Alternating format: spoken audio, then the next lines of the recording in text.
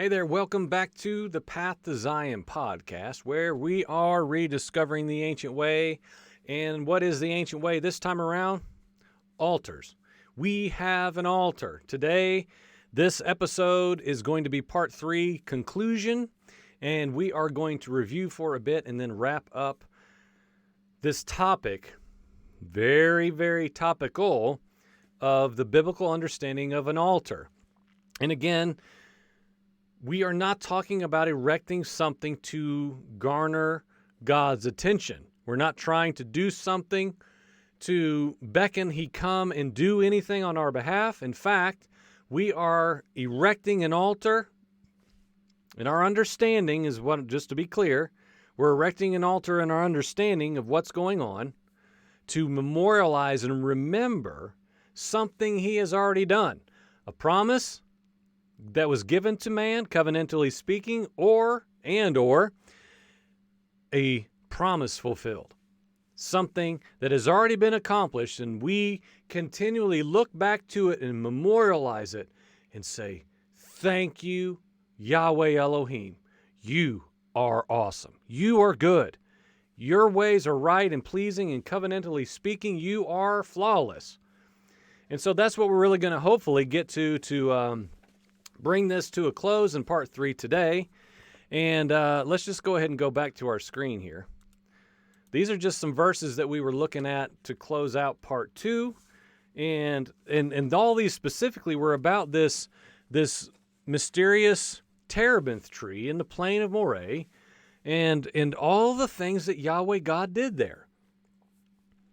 It's fascinating to me that Yahweh does so many things in a pattern, in a cyclical pattern. I've learned it in measure and am learning it presently more and more about feasts, and even at the Sabbath understanding about there is a pattern to Yahweh's ways that has always been in place and continues today. And I've learned it already only a couple years in my own life, of certain spiritual patterns and components within the differing feasts and their themes and their purposes, if you will, that have been carried out through all generations. We're never told anywhere in the Bible that they're the feasts of the Jews. They're the feasts of Yahweh Elohim, period. They're His. And so I either want to join in with His feasts and Sabbath, or I want to be a good Christian who goes to church on Sunday, which is not the Sabbath. If you want to know more about that, go back to our When Men Change Sabbath series that we did months ago. We need to be informed. So today what we're doing is hopefully informing all of us a little bit more about the proper biblical understanding of an altar. I learned very quickly when I started looking into this, and even as I talk about it today, that an altar is very important to Yahweh. It's a very important, I don't want to say thing, that's so trivial. But what I want to do in this segment specifically is to begin to move into this Hebrews 13 understanding of course, why we titled this. Most people would have made that connection already. But I want to take the significance that we've established already, hopefully, in my efforts, good or bad or indifferent, flaws and all.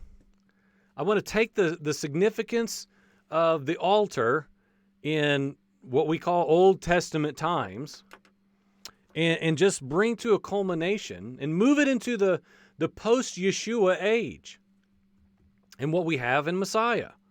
Because what now, right? Are these just good historical facts to know? Are we just trying to be learned Bible scholars, or are we trying to study to show ourselves approved to take a snapshot, if you will, of the greater work of Yahweh and how it was, how it is, and how it will be? And ask why about all these things. Why this? Why that? In this case, why an altar? Why? Why did that bring such pleasure to the Father? And so in Hebrews chapter 13, verse 10, we see kind of up to the present moment anyway, the culmination of all this altar understanding. And it says this, quote, "We have an altar from which those who serve the tabernacle have no right to eat. Now, when I did this, when I compiled these pages weeks ago, of course, almost all the commentaries that I read were just from what and just let me kind of jump off the tracks here for a mere moment, if you would, are just from this modern Christian perspective about how much better we are. It's such an arrogant position.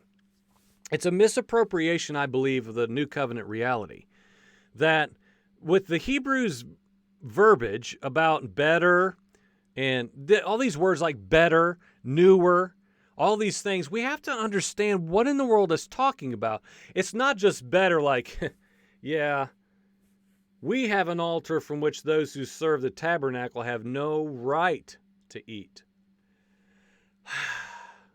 They didn't have what we have. I've heard that so many times. Now that I've come into the understanding, what I call just this ancient understanding of feast and Sabbath, and beginning to get a more proper perspective of Torah, man, I see such arrogance within the church that I grew up in, that I taught in. That was my former identity of just a New Testament, New Covenant, new church that somehow was birthed in Acts 2 Pentecost. I talk about it all the time, I know. It's old news for many of us. But it still needs mention that, like, we have to be careful in our own hearts, right? Even whether we've been in whatever version of our journey, if we've been in that version of maturity or whatever, truth, we have to be careful how we word these things. For 20 years or 2 days, we've got to be careful that we don't ever read text like this and think that now in the Hebrews verbiage of a better or a new, that somehow we have some divine privilege that those who preceded us did not have, because, friends, that is such arrogance. Because if we really take that apart and peer into it, are we saying that we have a better understanding and a better altar than the high priest, than Aaron going into the most holy place? Or are we more exalted spiritually than Noah when he was delivered from the flood and exited the ark, as we talked about in part 1, and erected an altar of uncut stone and dirt? Are we better than Abraham, who forsook every single thing he knew and journeyed out as a sojourner the rest of his life just because he called upon the name of the Lord? I mean, are we really? I mean, seriously now, we need to be careful how we hold these things that we read. What is it really saying? What does it mean when it says these words? What does this mean? Like, and the reason I jumped on that is because the commentaries, like time and time and time again, just really belittling like the sacrificial system and how they just didn't really know God. They didn't know God like you do, brother. Hogwash. Not true. Not true, man. Not true at all. Are we in a different covenant? Yes. It's written upon our hearts, as we always talk about. Yes. But it's not better in the sense of those people back there, they didn't really know God like we can.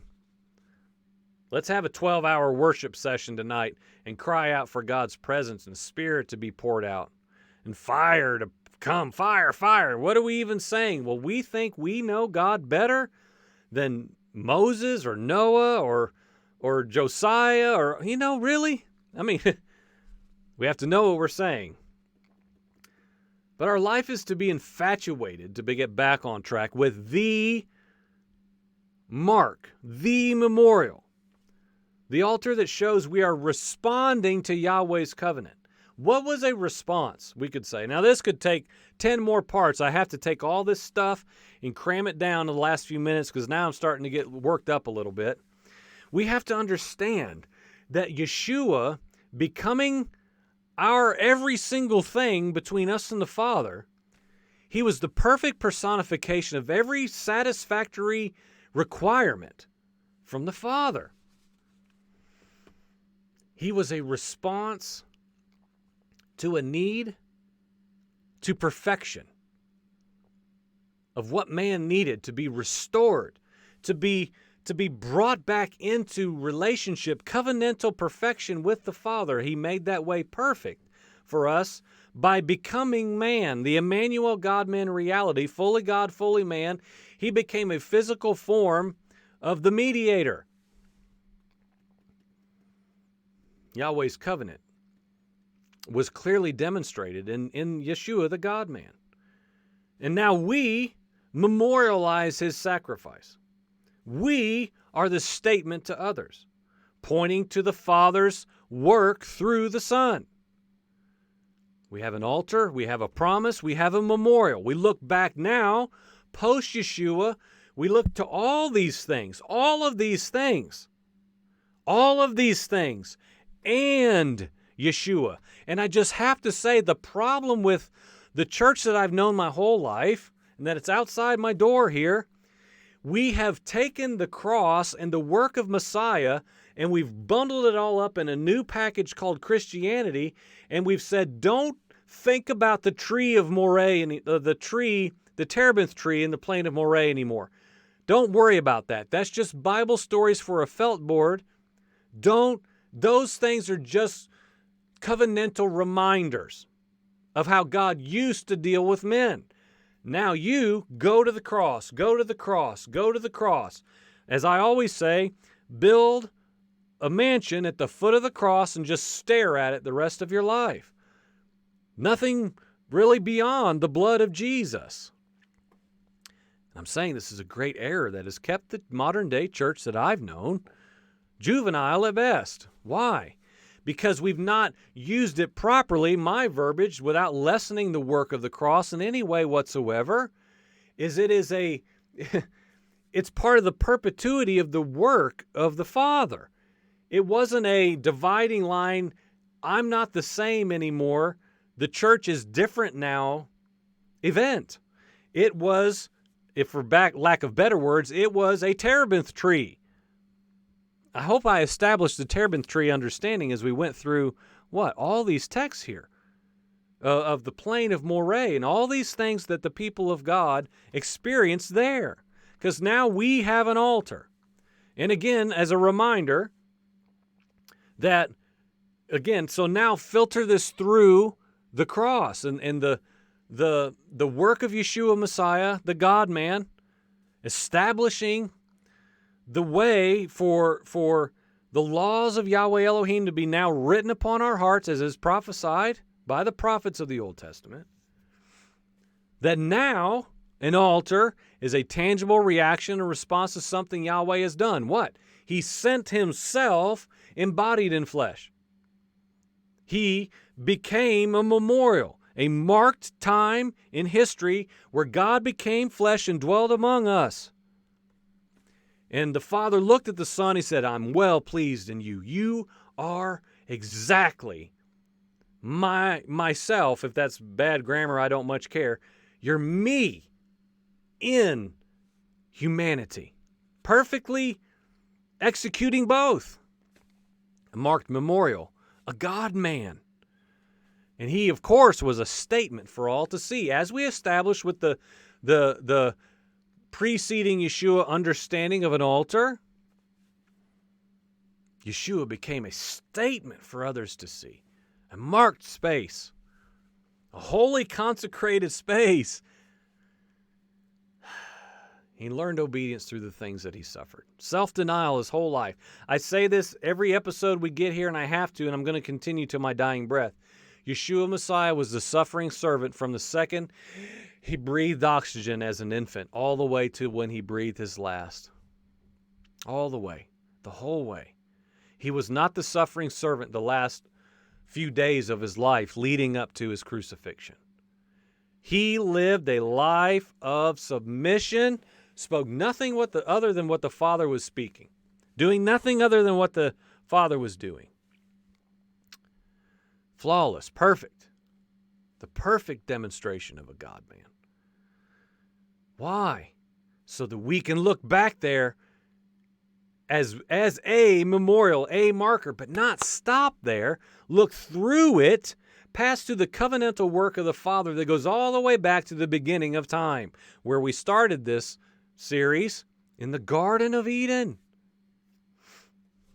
We have an altar.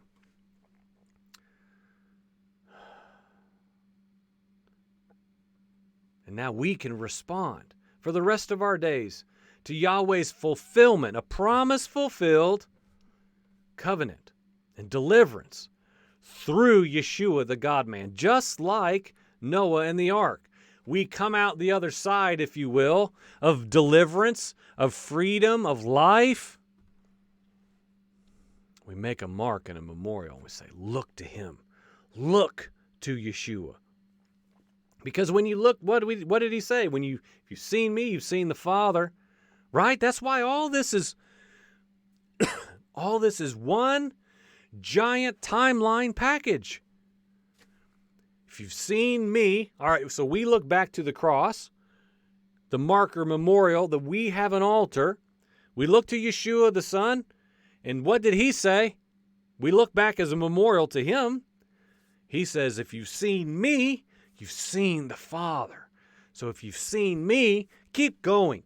You've seen the altars erected by the saints to Yahweh Elohim, the God of all gods. Remember, remember, remember.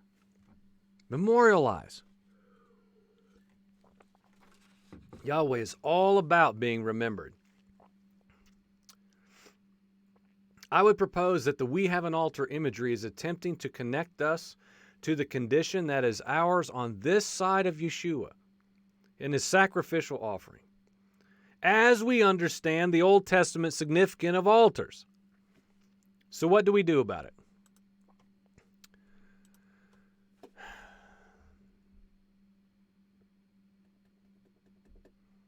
In Yeshua, our altar, we respond to what was covenantally promised and fulfilled. Now, I believe we're back to where we started with the Old Testament understanding. A reaction, a response, a memorial, a statement to others. And again, we're not doing this to try to gain God's attention. We're not trying to get his attention. Please make sure that that's clear in your heart and your mind and all of your thinking. We're not looking for our own gain. We're not looking for our own gain. It is a response to what he has covenantally promised and has fulfilled in Yeshua Messiah. So what is our altar on this side of the cross? What's our response to our deliverance? Number one, have you been delivered? Have you been delivered? Do you have an altar present within you? A memorial. Hebrews 13:15 says, through him, then, let's continually offer up a sacrifice of praise to Yahweh, that is the fruit of lips praising his name. Are the praises of his name on your lips? Friend, what is his name? Don't even get me started. His name isn't God. Why does it say that? I mean, let's just scrutinize the word. Why does it say the fruit of lips praising his name? All the things attributed to his name, Yahweh. Don't neglect doing good and sharing, for with such sacrifices God is pleased. This is altar verbiage. We respond. We remember that we have an altar. We set up a memorial. No fancy ornate structure. We are dust and dirt. We're not trying to build something to impress the Father. The materials, if you will, the spiritual materials that the Father has provided are enough. His ways are sufficient. The dirt of our very lives, without getting into spiritual imagery about things that David and other people penned about our condition, who we are. With Yeshua within us, Holy Spirit indwelling us, his temple, Yahweh's literal abode, we have been made a holy, sacred space. We have an altar that we can look to, friend. Do you have that? Do you have that perspective, a clear vantage point of a marked memorial where you have encountered Messiah, Not some mysterious verbiage where you just nebulously ask Jesus into your heart. I'm talking about the Ezekiel reality of your heart of stone was taken out and removed, and you were given a supernatural heart of flesh that can now be capable and postured to even hold and possess the laws of Yahweh Elohim written now upon this heart of flesh. Excuse me. That's the fullness of the prophecy. We have an altar for that. We have an altar. A promise? All the promises that came through the prophets of the Emmanuel reality, of redemption. I remember reading, I think it's called the Book of Eden. There's also the Book of Adam and Eve. Whether you think much about that or you don't think about it at all or you think it's heresy, it's all beside the point. It talks about, with great detail, how Yahweh explains to Adam and Eve that he's going to redeem their fall, their rebellion. He's going to wrap himself in flesh and become like them. And they weep for page upon page. They say, are you kidding me? Who is this? Who is this creator that would do such a thing to repair me, to replace our rebellion and fall? Friends, Yahweh God is beyond our comprehension in regards to his awesome works on our behalf. He has made a way for you. I pray that you know that. If you do not know that, reach out to us at pathdesignpodcast@gmail.com. Call a friend. Talk to anyone about it. You may be a pastor and realize I've never done this. You may be a 40-year Christian veteran. That's my wife's story. She was a Christian for years, but she wasn't regenerated. I was a youth pastor addicted to pornography and other just incredibly horrible things in my life. Didn't matter. It wasn't a prerequisite to be a godly man to be a youth pastor. We're not talking about that. We're talking about regenerated Christ men in the likeness and image of the Son. Because we have an altar that we can look to and say, this is a marker and a memorial established by Yahweh Elohim through his Son, just like he's always done. And now I walk out memorializing his work on my behalf. So friends, we have an altar. This is just up here. But you know what? Let's start somewhere. Let's start somewhere. I encourage you to sit down, quiet yourself, put your phones down, turn off your television. If you have a television, just burn it. And just quiet yourself. Stop listening to worship music and just be still. And allow the Father. Search me out. Know me. See if there's any wicked way in me, anything that's not even true towards your work on my behalf.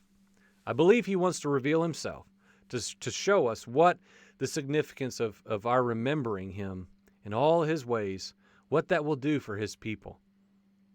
So thank you for watching today. This is the Path to Zion podcast. Always find us online 24/7. Man, I don't know. We've got 2.5 years now, I believe, of audio recordings at pathtozion.com and many other videos here on YouTube. So thank you for watching. Reach out to us if you'd like to. We'd love to talk to you, meet you. Have a great day. Be blessed. Amen.